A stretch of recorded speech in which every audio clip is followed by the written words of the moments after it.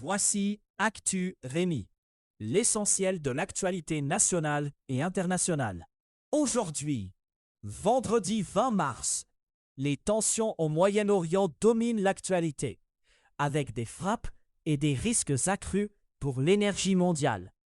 Au Canada, des enquêtes policières, des décisions budgétaires et des initiatives en santé retiennent l'attention. Géopolitique.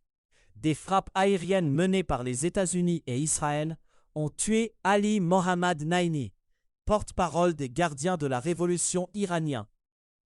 L'opération a eu lieu à l'aube et des médias d'État iraniens ont confirmé la mort de ce responsable. Dans la même séquence d'escalade, une attaque de drone iranien a visé la raffinerie de Mina al-Ahmadi, au Koweït. Cette attaque a déclenché plusieurs incendies sur le site, sans faire de victimes, selon les premières informations communiquées. Le Pentagone se prépare à demander au Congrès jusqu'à 200 milliards de dollars pour financer l'effort de guerre contre l'Iran. Cette perspective intervient alors que des frappes iraniennes ont touché des installations pétrolières et gazières dans plusieurs pays du Golfe Persique. La nervosité des marchés s'est accentuée après une frappe israélienne sur le principal complexe de gaz naturel de l'Iran. Donald Trump a pris la parole pour tenter de rassurer les Américains, alors que les prix de l'essence augmentent. Téhéran avance aussi sur un autre levier stratégique, le détroit d'Ormuz. L'Iran prépare un système de vérification et d'enregistrement pour encadrer les transits maritimes. L'objectif affiché est une forme de blocus sélectif, avec un passage autorisé pour certains pays seulement. L'Inde, le Pakistan, l'Irak, la Malaisie et la Chine font partie des États engagés dans des discussions sur l'accès à ce couloir maritime. Canada. La Gendarmerie royale du Canada a été vue jeudi dans l'ouest d'Edmonton, devant les bureaux d'un homme d'affaires. Des agents et des véhicules de la GRC se sont présentés dans ces locaux liés à des enquêtes sur les pratiques d'approvisionnement du gouvernement de l'Alberta. Ce dossier touche des achats liés au secteur de la santé et il s'inscrit dans plusieurs examens en cours. La présence policière a attiré l'attention, car l'entreprise visée se trouve au centre de ces vérifications. Au Yukon, le premier ministre Curry Dixon a déposé le premier budget complet de son gouvernement. Le document prévoit un déficit de 82 millions de dollars. Curry Dixon affirme que le territoire dépense au-delà de ses moyens et parle d'une situation financière dangereuse. Il attribue une part importante des difficultés aux dépenses du gouvernement précédent. En Colombie-Britannique, l'agence Moody's a abaissé la cote de crédit de la province. Moody's maintient aussi une perspective négative. Dans un contexte de dette en croissance, cette décision place la gestion de la dette provinciale au cœur des préoccupations financières des prochaines années. À Montréal, la ville a aboli le poste de commissaire à la lutte contre le racisme et la discrimination. Bushra Manahi, qui occupait la fonction, a appris récemment la disparition de ce poste. Sa nomination avait déclenché une controverse il y a 5 ans. Aujourd'hui, elle dit partir avec le sentiment du devoir accompli, tout en soulignant le chemin parcouru. À l'hôpital Sainte-Justine, une équipe travaille sur un jeu vidéo en réalité mixte lié au diagnostic de l'autisme. Le projet a été amorcé à Paris et développé au Centre hospitalier universitaire Sainte-Justine. Vise à réduire des délais d'évaluation qui peuvent atteindre 6 mois, 1 an et parfois 2 ans. L'objectif est de faire gagner du temps quand un trouble du spectre de l'autisme est soupçonné chez un enfant. Science. Au Chili, le site archéologique de Monteverde relance le débat sur le peuplement des Amériques. Une nouvelle étude remet en question des scénarios jugés dominants au fil des ans.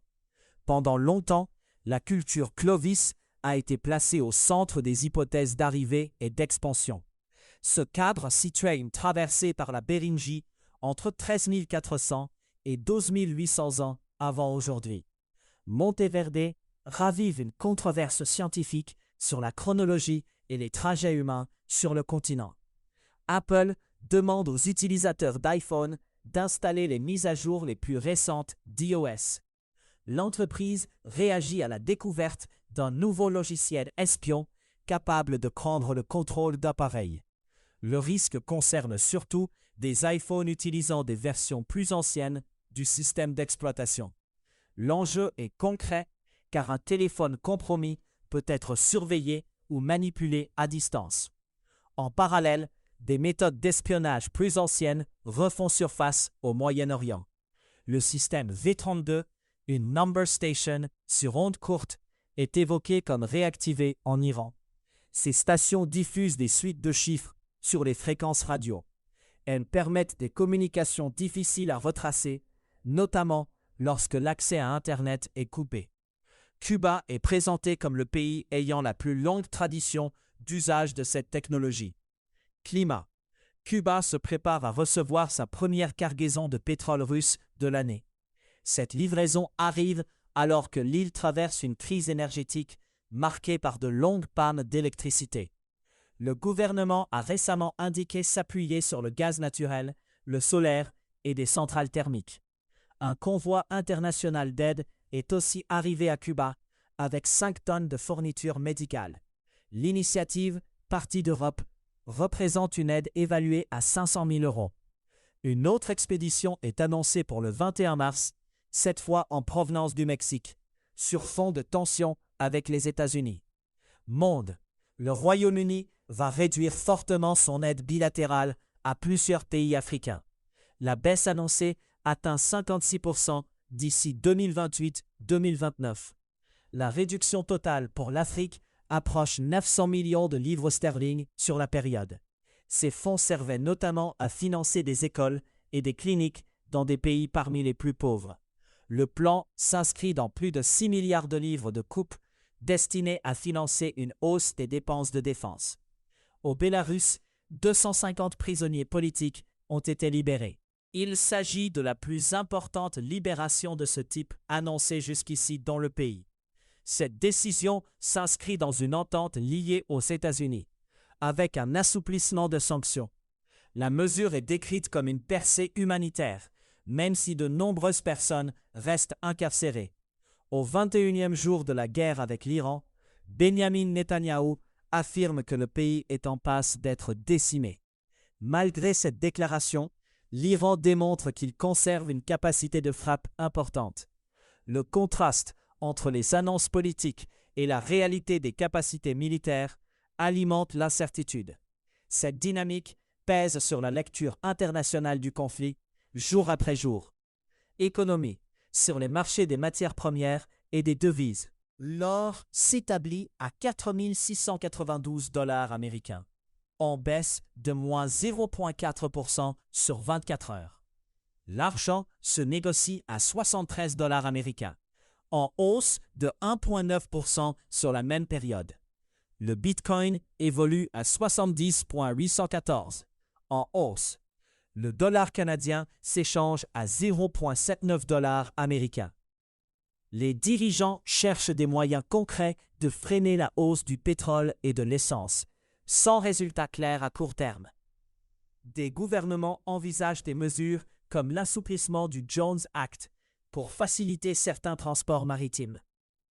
D'autres scénarios passent par le réacheminement de cargaisons via la mer Rouge pour contourner la zone de crise. Malgré ces options, les prix continuent de grimper en raison des tensions autour du détroit d'Ormuz. Les dernières 24 heures ont été marquées par des échanges de missiles coûteux au-dessus du golfe Persique.